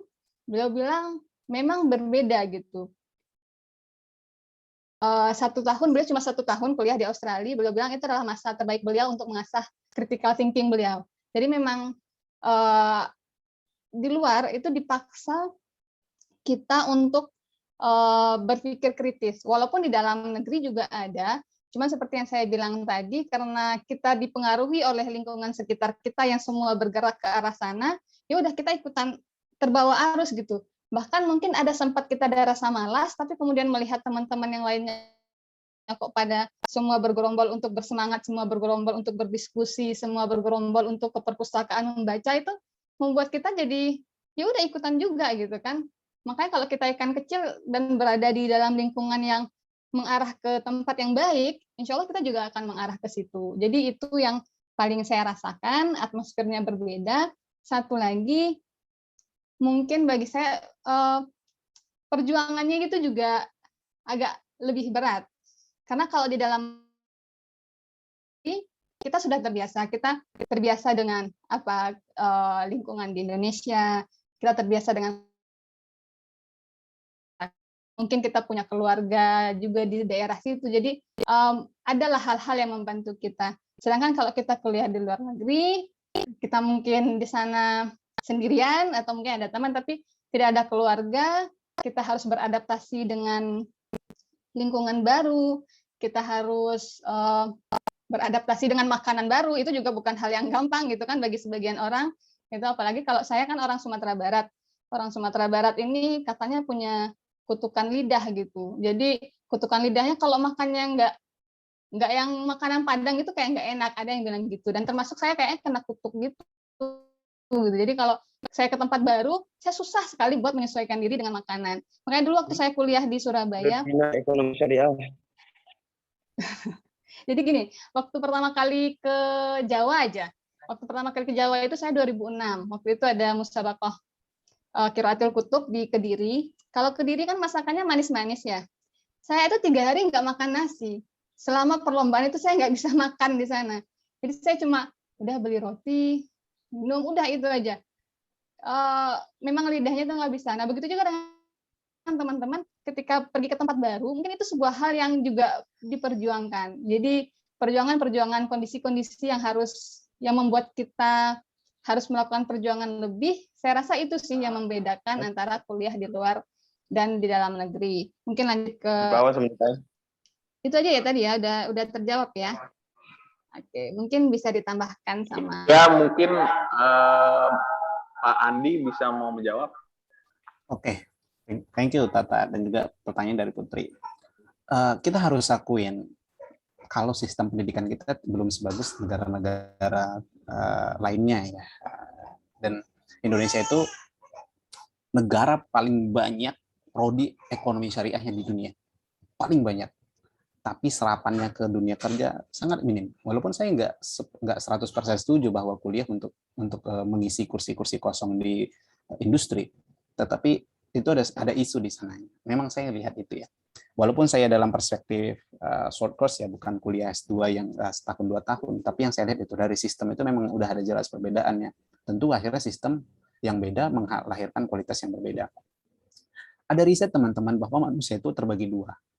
Dan tadi ini bisa dikonfirmasi dengan apa yang Kak Alfi sampaikan ya, bahwa ada manusia yang dia dimanapun dia berada, dia kuat dari dalam dirinya gitu ya. Jadi nggak peduli lingkungannya bagaimana, dia fokus sama tujuan hidupnya, dia fokus sama apa yang ditekuninya. Dan ada yang kedua adalah orang yang mudah terpengaruh dan semangatnya, motivasinya itu dipengaruhi oleh lingkungannya, gitu ya. Jadi dan kabar buruknya 99% manusia itu hampir adalah orang yang kedua gitu ya. Orang yang membutuhkan lingkungan yang kondusif untuk bertumbuh kembang, lingkungan yang cocok untuk bertumbuh kembang, untuk mengembangkan dirinya. Nah, atmosfer kayak yang disampaikan Kak Alfi tadi itu menjadi apa ya? Menjadi salah satu yang membedakan. Tapi di sisi lain, selain daripada atmosfer adalah ketemu dengan teman-teman dari luar negeri itu juga membuat perspektif kita bertambah, gitu ya. Oh iya, dari negara ini, dan berikutnya adalah peluang kolaborasi kita makin luas gitu ya. Akhirnya kita bisa riset bareng, kerja bareng, dan seterusnya dengan teman-teman yang pernah terkoneksi dengan kita. Saya saat ini sedang melaksanakan sebuah workshop internasional gitu untuk teman-teman di Mata Garuda. Yaitu penyelenggara workshop dan kita itu ketemunya ya karena di suatu acara kayak gitu ya. Akhirnya kita bisa buat kegiatan bareng-bareng nih, kegiatan sosial bareng-bareng. Nah teman-teman sebenarnya kesempatan keluar negeri itu dulu saya sangat ambisius ya karena anak kampung pengen aja keluar negeri gitu, awalnya gitu. Tetapi dalam perjalanan belajar keluar negeri itu banyak hal ya, tentang persiapan, tentang daya tahan yang tadi Kak Alfi sampaikan ya, dan seterusnya. Itu sih yang menurut saya membedakan. Kalau saya lihat, walau saya tidak studi S2 di luar negeri atau S1 di luar negeri, kesempatannya, tadi ada Putri juga nanya tentang kesempatan kerja, tentu teman-teman dari luar negeri punya kesempatan yang lebih luas di Indonesia ya. Beberapa posisi-posisi strategis bahkan mempersyaratkan itu gitu ya. Kalau bisa lulusan luar negeri gitu, lulusan luar negeri diprioritaskan. Nah artinya memang mau nggak mau itu ada benefit secara tidak langsung di hari kemudian ya bagi teman-teman yang lulusan luar negeri. Dan orang yang lulusan luar negeri itu kan secara sekilas kita udah bisa konfirmasi beberapa hal. Walaupun tidak valid, nggak semuanya valid. Satu misalnya kemampuan bahasa internasionalnya. Yang kedua kemampuan dia bekerja dalam atau bergabung dengan orang yang multicultural gitu ya. Beda background dan seterusnya. Nah, ini salah satu yang sangat dibutuhkan di saat ya. bisa bekerja dengan orang yang background berbeda dan seterusnya. Itu menjadi bagian daripada soft skill yang dibutuhkan di masa kini sih. Saya lihat itu teman-teman, kalau misalnya apa yang perbedaan secara sekilas mungkin tentang sistem dan seterusnya, mau nggak mau memang kita harus akuin. Dan yang kedua adalah yang tadi ya, dari sisi kesempatan berikutnya juga itu berpeluangnya lebih besar. Tidak 100% iya, tetapi mau nggak mau di beberapa instansi itu minta seperti itu gitu ya. Diprioritaskan alumni S2 luar negeri dan seterusnya. Itu sih Takta untuk pertanyaan dari Putri. Terima kasih. Ya, terima kasih Bapak Handika. Oke, pertanyaan selanjutnya dari Imam Asyari. Izin bertanya kepada Kak Alfi dan Kak Handika. Saya dari dulu interested banget terkait keuangan syariah, di mana sejauh ini untuk tempat belajar itu yang bagus ada di Malaysia. Namun ada hal yang saya ingin tanyakan yang mungkin tidak terkait diskusi saat ini, namun masih dalam wadah keuangan syariah, yaitu asuransi syariah. Menurut Kak Alfi dan Kak Handika, untuk industri asuransi syariah saat ini di Indonesia sudah sejauh mana perkembangannya? Dan apabila ingin melanjutkan studi terkait hal itu, ada rujukan universitas dari Kakak Alfi dan Handika, serta beasiswanya dan link literaturnya. Terima kasih. Ya, mungkin Kak Handika mau bisa menjawab duluan. Oke, teman-teman. Terima kasih untuk pertanyaan dari Imam. Jadi kalau kita bicara ekonomi, karena memang ekonomi syariah itu dan keuangan syariah itu dia belum terklasifikasi sebagaimana ekonomi konvensional atau keuangan konvensional. Yang udah langsung spesifik one by one gitu ya. Jadi ada prodi asuransi atau ada konsentrasi asuransi, konsentrasi pasar modal, bla bla bla. Mostly kampus-kampus luar negeri terutama itu membuatnya dalam cakupan besar aja, Imam. Misal nih, kalau Durham University punya prodi untuk S2 2, Islamic Finance dan Islamic Finance and Management. Ada 2. Nah, kalau di tempat Kak Husni, di INSAFE ada beberapa. Ada Islamic Finance Professional, dan seterusnya. Ada juga yang Master of Science dan Islamic Finance, dan seterusnya. Dan ini punya karakteristik masing-masing. Tapi memang karena rata-rata programnya umum, ketika ada Islamic Finance and Economics atau Islamic Finance and Management, kalau ditelusurin di silabusnya, itu potentially muncul asuransi syariah. Memang asuransi syariah itu masih jarang kita temukan jadi suatu prodi spesifik gitu ya. Tetapi kalau menjadi suatu mata kuliah dan dari topik riset itu udah embedded ya, udah udah gabung memang dengan terminologi Islamic Finance itu. Jadi dimanapun Imam, selagi kampus itu punya rekor yang bagus di bidang Islamic Finance, saya yakin di situ riset asuransinya juga muncul. Nah, tapi mungkin bisa cara kepoinnya nih yang penting sebenarnya. Ada 2 kesalahan utama pencari beasiswa. Kesalahan pertama, tidak membaca buklet sampai tuntas. Yang kedua, tidak tahu detail informasi kampus tujuannya atau prodi tujuannya. Nah, sekarang kita bahas yang kedua. Untuk mencarinya itu, silahkan misal nih, penasaran dengan studinya Kak Alfi misal, di Insight. Langsung aja lihat di Insight itu nanti bisa muncul tuh kampus-kampus luar negeri itu, teman-teman. Ketika dibuka websitenya, dia langsung munculin mata kuliahnya. Nah, kayak di Durham University misalnya, karena saya dulu pengen banget ke sana, jadi saya keponya udah panjang kali lebar. Asuransi syariah itu masuk ke mata kuliah pilihan. Artinya masih potensially bisa menjadi topik riset kita, gitu ya. Nah, jadi teman-teman, yang penting sekarang adalah kalau misalnya kepo, memang beneran kepo, ke website kampus tersebut, klik jurusannya, baru muncul tuh muncul mata kuliahnya. Nah, dari situ kita bisa pilih, oh iya di sini ternyata nggak sama sekali nih bahasa asuransi. Contoh nih di kampus saya sekarang di UI, di Sekolah Kajian Strategik dan Globalnya UI, untuk ekonomi syariah, ekonomi dan keuangan syariah itu nggak ada tuh mata kuliah asuransi syariah spesifik, gitu ya. Nah, jadi kita bisa pilih kan. Tapi kepoin coba di UNER atau di UGM mana tuh ada, gitu ya. Nah, jadi bisa dikepoin dulu karena setiap kampus itu punya karakteristik yang berbeda. Dan sisi lain adalah karena ekonomi Islam tadi masih terminologinya masih umum gitu loh ya. Islamic Finance itu menaungi banyak hal gitu ya, termasuk Islamic Insurance atau takaful dan seterusnya. Itu sih yang saya rasa penting ya teman-teman. Jadi ada skill tambahan lain untuk pencari beasiswa, yaitu bagaimana mendapatkan informasi yang benar. Nah, dan salah satunya adalah bisa ke kampus-kampus, ke website-website tadi, bisa dikepoin, lihat jurusannya, langsung kelihatan tuh mata kuliah wajib atau mata kuliah pilihan. Ada cara kedua. Cara kedua bisa ke Google Scholars, googling aja langsung Islamic Insurance gitu ya, atau Islamic Takaful atau Takaful dan seterusnya. Nah, muncullah mungkin riset-riset internasional. Riset internasional itu muncul tuh nama penulisnya gitu. Kepoin aja kampusnya di mana gitu ya. Nah, itu bisa muncul ke sana juga gitu sih. Tapi intinya keponya harus kreatif gitu ya, sehingga bisa dapat info yang valid gitu ya. Itu semoga menjawab Tata. Terima kasih untuk Imam pertanyaannya. Ya, terima kasih. Untuk Kak Alfi mungkin bisa menjawab. Oke, saya tambahin dikit aja ya. Tadi dari Andika udah jelas sekali ya kalau terkait beasiswanya. Kalau boleh saya komentar sedikit tentang gimana sih, Mas Imam kan pengen tahu juga gimana sih sebenarnya industri asuransi syariah di Indonesia gitu.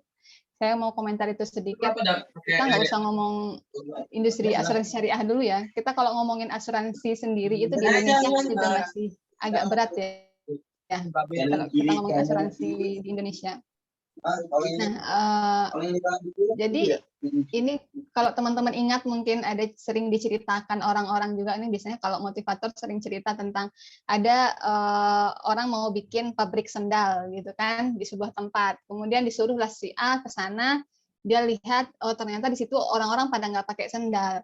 Terus yang si A dan si B dia lihat oh orang di sana nggak pakai sendal tapi persepsi mereka berbeda. Yang si A bilang kita nggak bisa Pak bikin pabrik sendal di situ karena orang di sana nggak ada yang pakai sendal nanti nanti produk kita nggak ada yang beli gitu. Tapi kalau si B lihatnya Pak kita bikin pabrik sendal Pak di situ orang sana belum ada yang pakai sendal Pak. Jadi kalau kita bikin pasti jadinya akan laku gitu, akan meledak gitu.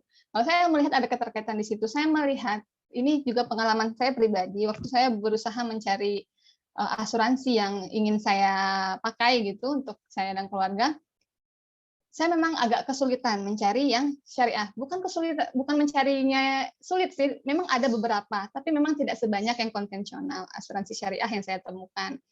Ada beberapa saya ingin kriteria-kriteria seperti ini, tapi itu tidak saya temukan yang ada basisnya syariah. Di konvensional sudah menawarkan. Jadi bisa saya bilang asuransi syariah itu yang di Indonesia ya berdasarkan apa yang saya temui jadinya masih terbatas lah penawaran-penawarannya. Sehingga menurut saya kalau dibilang terus bagaimana tuh berarti masih sedikit dong. Nah, karena masih sedikit itu yang saya rasa peluangnya akan semakin besar. Nanti kalau teman-teman PTIQ setelah lulus kemudian berkecimpung di dunia keuangan Islam ini, kemudian bisa melesatkan industri keuangan syariah termasuk salah satunya adalah asuransi syariah itu akan lebih bagus. Karena memang yang saya lihat selain memang asuransi itu sendiri bagi masyarakat Indonesia masih sangat minim kesadaran untuk itu, apalagi asuransi syariahnya. Jadi itu merupakan sebuah peluang bagi saya, yang saya lihat ya peluang bagi teman-teman dari ekonomi dan keuangan Islam di asuransi syariah. Kemudian untuk universitas tadi sudah dibahas juga sama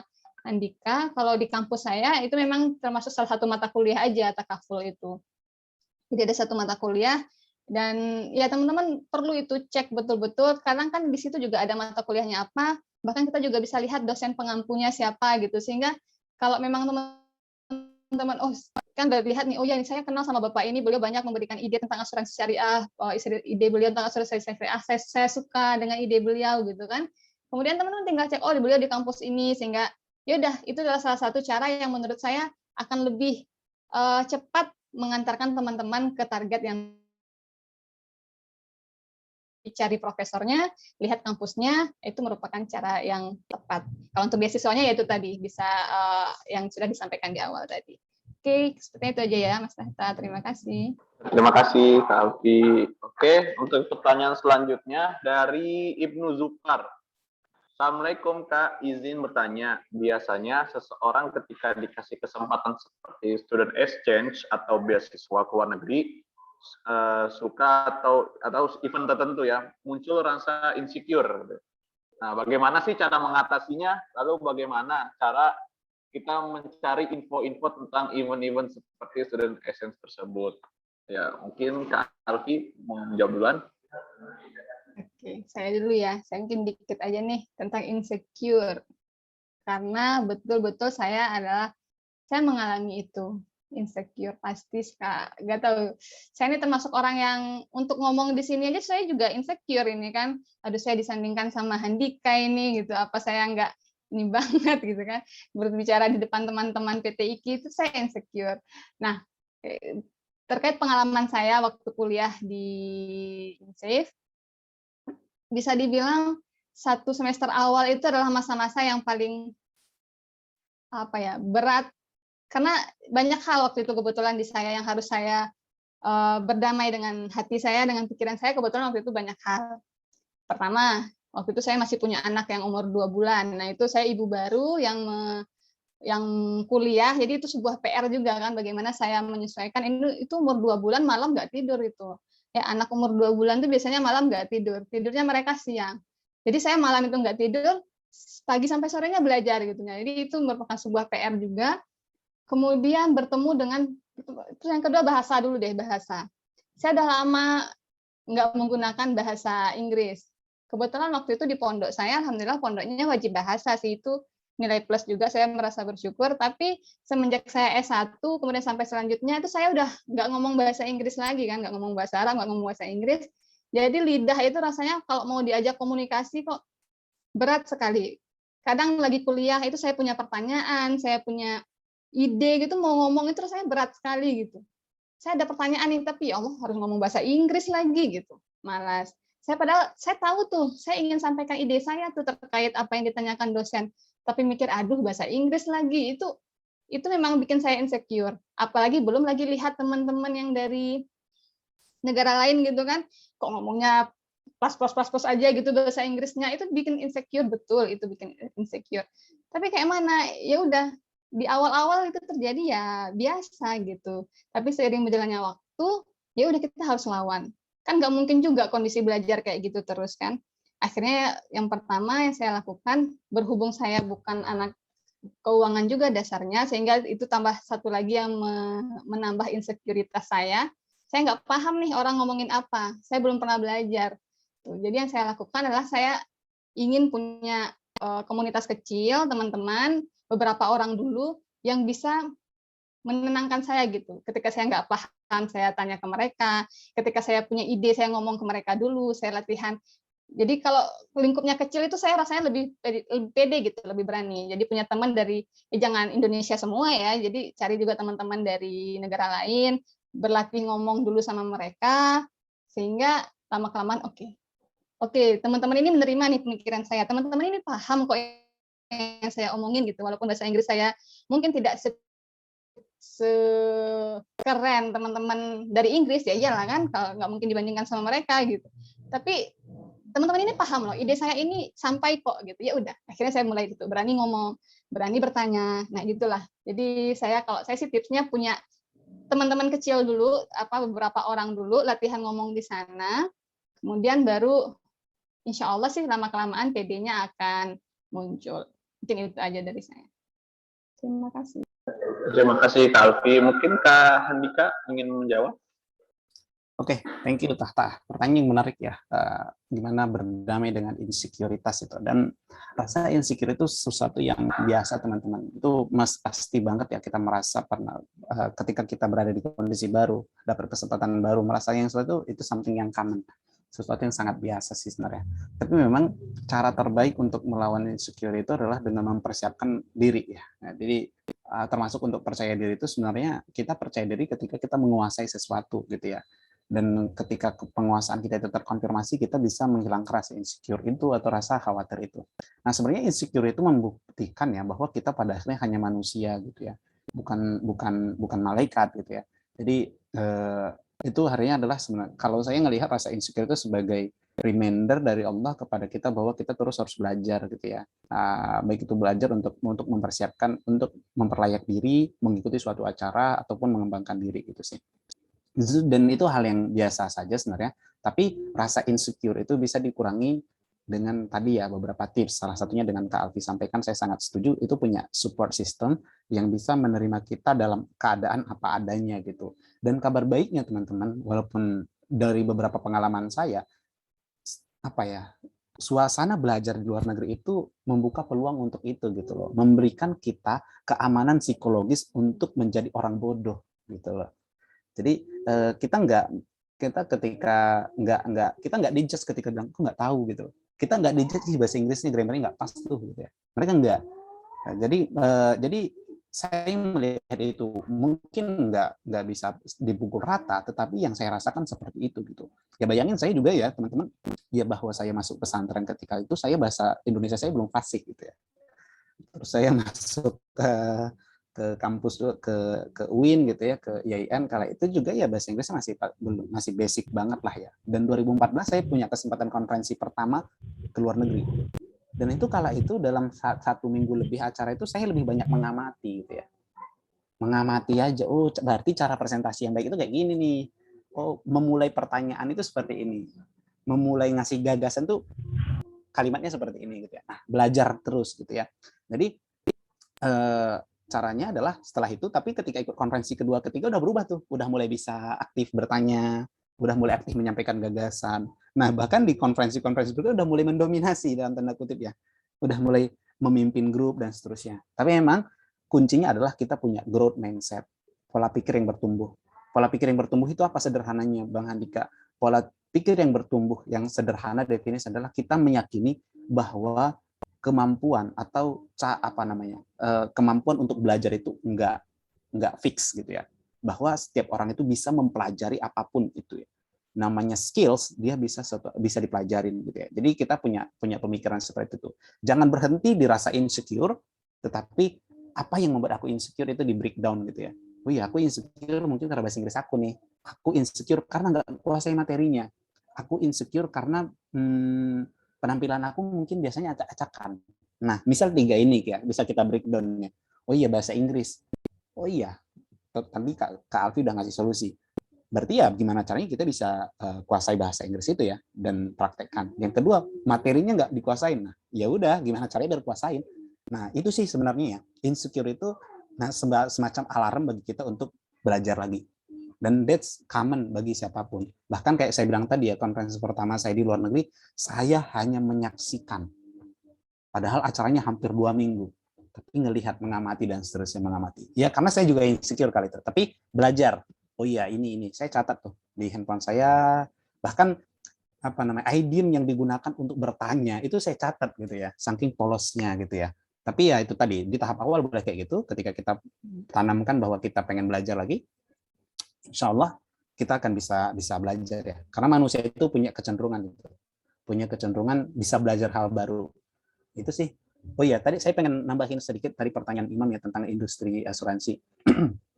Asuransi ini potensinya semakin bagus sih Imam ya. Kenapa? Pandemi ini sebenarnya buat orang makin sadar asuransi ya. Nah, jadi kalau di pandemi kan makin banyak tuh perencanaan keuangan, dan perencanaan keuangan selalu gembar-gemborkan asuransi, dana darurat. Jadi orang makin banyak aware tentang asuransi dan juga asuransi syariah. Dan saya rasa kayak tadi ya, peluangnya marketnya akan semakin banyak, apalagi misal MUI itu udah ngeluarin rekomendasi untuk buat BPJS syariah ya. Nah, jadi teman-teman insya Allah ya di isu-isu ekonomi dan keuangan syariah peluangnya masih luas. Tinggal pertanyaannya apakah kita kompeten atau tidak untuk berkiprah di sektor-sektor tersebut. Itu Tata. Ya, terima kasih Kak Handika. Mungkin ini pertanyaan terakhir ya, Lia.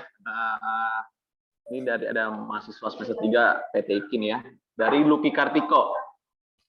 Saya izin bertanya, kuliah di Prodi Ekser tidak membuat saya merasa salah jurusan. Hanya saja, saya khawatir dengan peran nyata saya di masyarakat. Apa yang bisa saya lakukan terhadap lingkungan masyarakat setelah saya mengemban ilmu ekonomi syariah ini? Terutama jika saya merupakan lulusan luar negeri, perubahan seperti apa yang bisa saya lakukan nantinya? Ya, untuk Kak Handika mungkin saya jawab duluan. Oke, ini pertanyaan menarik banget ya.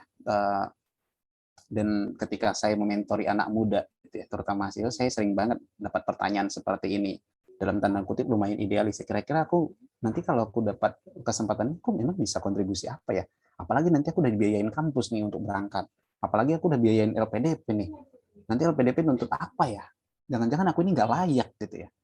Aku nanti jangan-jangan sampai Indonesia hanya nambah angka pengangguran, bla bla bla.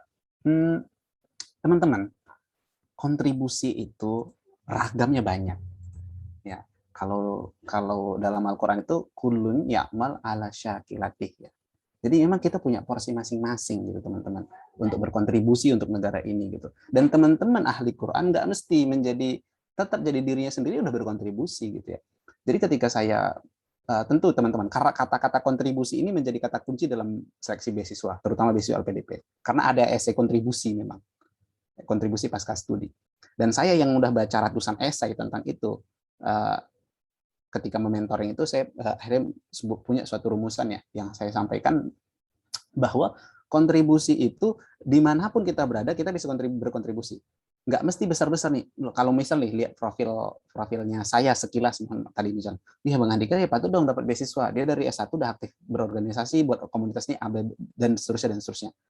Tidak mesti menjadi suatu pemimpin organisasi untuk bisa mendapatkan untuk dalam tanda kutip berkontribusi gitu.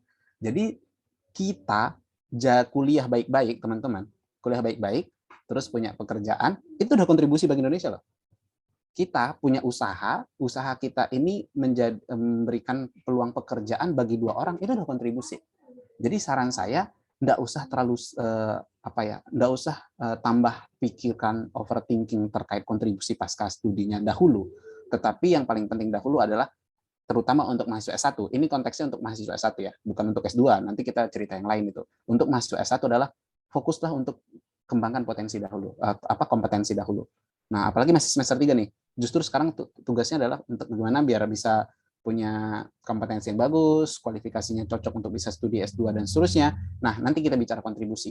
Itu bab lain sebenarnya. Tetapi yang ingin saya sampaikan adalah untuk mahasiswa S1, apalagi masih di awal-awal, fokusnya lebih baik adalah meningkatkan kompetensi dahulu, dan memulailah berkontribusi dengan, nah saya kasih clue-nya, mulailah berkontribusi dengan aktif berorganisasi, aktif ikut kegiatan-kegiatan sosial.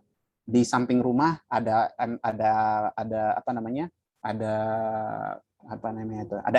tempat ngaji anak-anak, kita ngaji itu, kita bantuin anak-anak ngaji itu kontribusi. Oke. Di tempat kita tinggal sekarang ada taman baca, terus kita datang di sana, kita bantuin anak-anak, itu udah kontribusi. Dan kita saat ini kerja pun di sektor tertentu menjadi dosen, itu kontribusi. Nah, jadi kita itu semua berkontribusi, tapi memang makanya kontribusi itu harus kita bukan sesuatu yang menjadi muluk-muluk. Dan apakah kita bisa buat perubahan di masyarakat ketika kita udah S2 luar negeri terus kita pengen jadi superhero gitu, nggak bisa juga gitu ya. Kan kita punya porsi masing-masing. Makanya tadi kulun ya amal ala syakilati, kita ambil peran kita masing-masing saja. Ya kita nggak bisa jadi menteri pendidikan, kita nggak bisa buat permen, kita nggak anggota DPR, nggak bisa buat undang-undang, ya just do our part gitu ya. Saya teman-teman background saya ini mohon maaf ya saya sering bilang cerita saya karena memang saya menceritakan apa yang saya alami.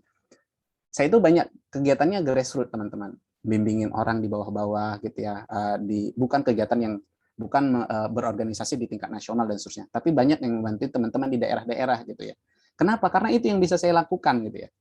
Saya nggak bisa seperti teman-teman yang bisa membuat gerakan yang menasional, menginternasional secara langsung, tapi saya bisa bimbing nih di Medan ada 10 anak bimbingan untuk bisa studi S2, untuk dapatkan beasiswa S1 dan seterusnya. Nah, itu yang saya lakukan. Jadi nanti kita just do our part gitu ya. Jadi saya tutup pertanyaan ini dengan sebuah cerita ya. Walaupun kita nggak tahu, kita harus konfirmasi kesahihan beritanya atau cerita ini atau tidak. Konon katanya ketika Nabi Ibrahim itu dibakar oleh raja kala itu, ada burung kecil gitu ya. Burung kecil itu yang mengambil air dari sungai terus disiramkan itu ke api yang membakar itu gitu ya. Disiramkan. Balik lagi ke sungai, diambil, disiram. Terus malaikat nanya sama burung ini, ya, kau ngapain gitu loh, nyiramin api sebesar itu pakai setetes-tetes air yang separuh kecil itu, pakai paruhmu yang kecil itu gitu. Kata burung ini adalah, ya aku nggak tahu apinya padam atau tidak, aku nggak tahu ya malaikat gitu ya. Tetapi aku pengen pastikan bahwa aku sudah berkontribusi. Aku udah tunjukkan bahwa aku punya iktikat untuk membantu Nabi Ibrahim alaihissalam. Nah, apakah cerita ini benar atau tidak? Tidak, nggak tahu, tetapi hikmahnya bisa kita dapat ya. Sekecil apapun kontribusi itu bisa kita lakukan. Jadi jangan overthinking dengan kontribusi dahulu, kembangkan potensi yang miliki sekarang, jadi buat diri jadi kompeten, insya Allah itu udah awal daripada kontribusi. Kalau mau lebih naik tingkat dikit, aktif berorganisasi, ikut organisasi sosial. Semoga menjawab Tah dan semoga juga bisa memberikan perspektif kepada teman-teman yang bertanya. Terima kasih. Ya, terima kasih Kak Handika. Mungkin Kak Alfi menjawab. Saya sedikit aja, saya sepakat sekali dengan Handika masalah kontribusi. Tapi ini memang wajar ya dimiliki pemikiran-pemikiran overthinking ini dimiliki para yang masih muda-muda ini bagus juga gitu mikir. Saya ini kayak gimana ya gitu. Dulu juga waktu masih kuliah saya pengennya aduh nanti saya tamat S2, saya mau seperti itu, saya akan kok rasanya semua itu sepertinya saya bisa memperbaiki dunia ini gitu, seolah itu kan yang diinginkan itu pengen kontribusinya itu kayak kelihatan banget gitu. Namun seiringnya berjalannya waktu, betul tuh yang dikatakan Andika bahwa kontribusi kita itu mempersiapkan diri kita sebaik-baiknya. Itu kontribusi terbaik sih menurut saya. Persiapkan diri kita sebaik-baiknya, kemudian apa kesempatan yang ada yang bisa kita lakukan, ya udah kita lakukan. Hal sekecil apapun. Nah, kalau bertanya kemudian, saya lulusan luar negeri. Jadi ini saya juga ngomong ke diri saya sendiri ya. Alhamdulillah lulus luar negeri. Tapi kemudian sekarang Ibu ngapain, Bu? Sekarang Kak Alfi ngapain? Sekarang saya di rumah menjaga anak-anak saya, mendampingi suami saya gitu. Nah, terus lo nggak sayang itu ijazahnya, nggak sayang. Nggak bisa seperti itu. Kontribusi itu masing-masing. Setiap orang punya lahan yang ingin dia berkontribusi di sana gitu. Kalau memang masih kita nggak bisa nilai ya kecil besar seperti kita nggak tahu itu apa yang kita lakukan seberpengaruh apa ke orang itu bukan urusan kita ya kita nggak tahu dengan tentunya saya ngomong seperti ini apakah ini akan mengubah hidup teman-teman saya nggak perlu pikirkan itu saya nggak perlu saya hanya perlu saya diminta untuk saya share apa yang saya punya saya persiapkan apa yang saya persiapkan kemudian apakah ini akan merubah hidup teman-teman PT IKI kita nggak tahu itu Allah yang akan melanjutkan gitu. Allah yang akan menentukan semua hasilnya seperti apa. Jadi teman-teman persiapkan saja dirinya ya mungkin kita tahu apa yang harus dilakukan gitu. Insya Allah nanti kalau kompetensi kita semakin meningkat, kesempatan yang datang pun akan semakin meningkat, kesempatan untuk berbuat pun juga akan semakin banyak pilihannya. Oke, itu saja Mas Tata. Terima kasih.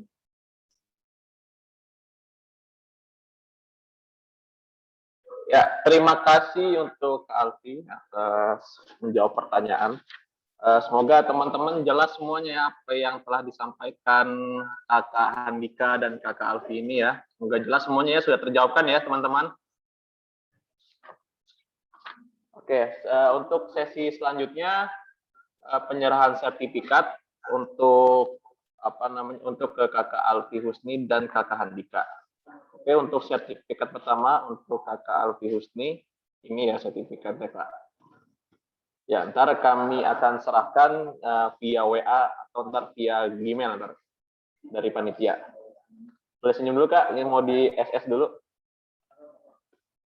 1, 2, 3. Nah, oke, selanjutnya sertifikat untuk Kak Handika ya. Ya, ntar Kak Andika juga kita akan kirimkan via WA atau via chat ya. Untuk Kak Andika bisa senyum dulu untuk foto. Ya. 1, 2, 3. Oke, terima kasih. Nah, tibalah saatnya nih. Kita tunggu-tunggu ya. Kita akan membacakan door prize untuk penanya terbaik ya. Yang untuk webinar 1 dalam tema melek investasi, mengenal investasi saham syariah. Untuk pemenang pertama adalah Farel Febrianto. Yang kedua adalah Erika Paramita. Dan selanjutnya untuk pemenang door prize webinar kedua ini dengan tema peluang dan tantangan masuk ekonomi syariah. Untuk pemenang pertama adalah Saudara Ibnu Zufar. Dan yang kedua adalah Saudara Lucky Kartiko ya. Selamat untuk para pemenang ya. Selanjutnya bisa dihubungi panitia. Oke. Untuk penyerahan sertifikat. Jadi teman-teman untuk sertifikat nanti bisa ntar klik link yang akan saya kasih di mana di kolom chat. Jadi teman-teman semua untuk mengisi nama dan menyantumkan email ya. Ini saya kirimkan di kolom chat. Ya. Bisa ntar diklik ya teman-teman, diisi semuanya untuk sertifikat ntar. Oke, terima kasih semuanya. Saya moderator. Oh, sebelumnya kita akan foto dulu ya, foto bersama dulu. Semua tolong nyalakan kameranya. Ya.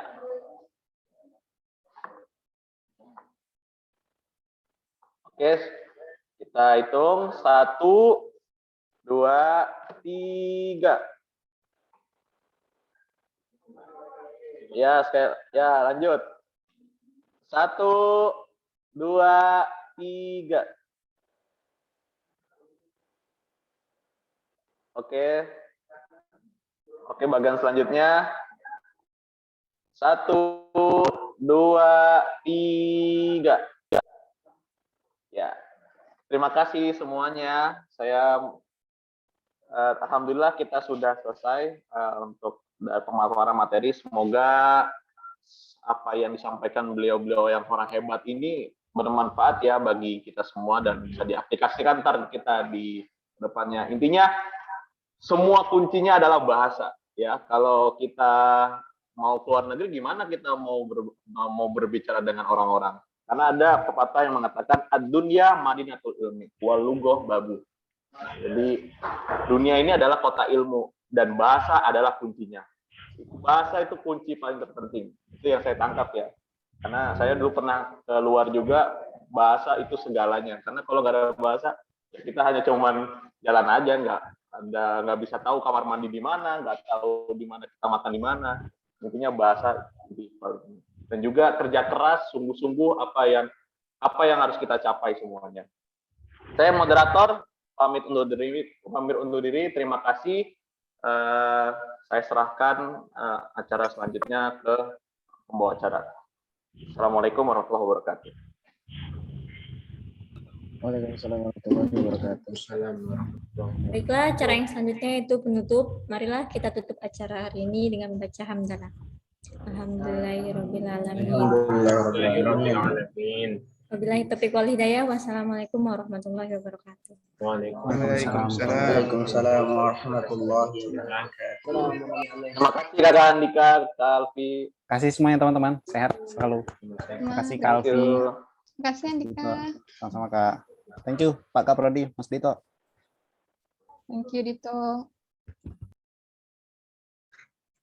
Terima kasih para ustadz-ustazah yang dapat banggakan ya. Izin live ya. Ya.